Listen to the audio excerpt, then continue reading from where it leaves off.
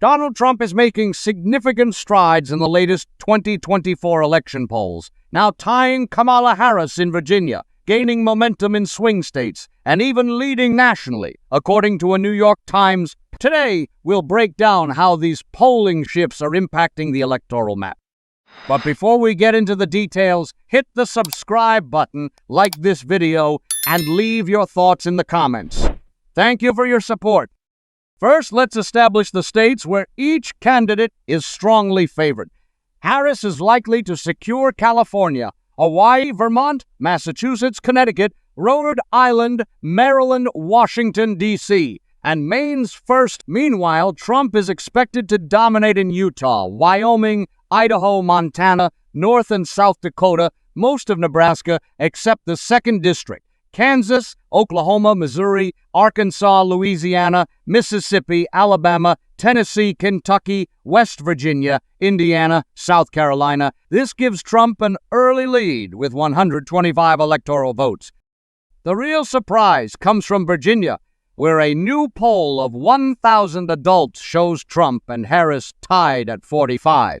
This is a big deal, considering Biden won Virginia by over 10 just 4 years ago. Virginia has now turned into a major battleground, on par with swing states like Arizona, Nevada, Pennsylvania, and Michigan. With 13 electoral votes at stake, Virginia's new competitiveness makes it a key state to watch. In another poll of registered voters, Harris leads by just 2, but that's within the margin of error and a far cry from Biden's commanding win there in 2020. Trump also has a history of improving his standing late in the campaign, much like what happened in Virginia's 2021 governor's race. Back then, Republican Glenn Youngkin was behind most of the way, but he surged at the end to win the election. If Trump follows this pattern and flips Virginia, it could seriously hurt Harris's chances in 2024.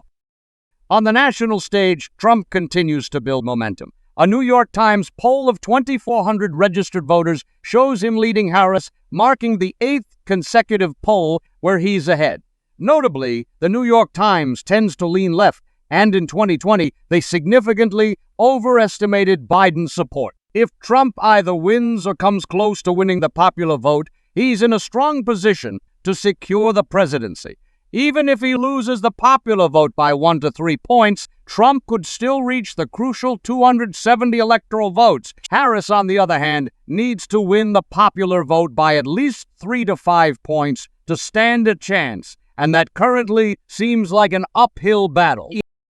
Lastly, when looking at states that are expected to be decided by a margin of 7 to 15 points, Harris is likely to win Washington and Oregon, but not by the 20-point margin Biden managed in 2020. These states will probably be closer this time, with victories in the range of 10 to 15 points.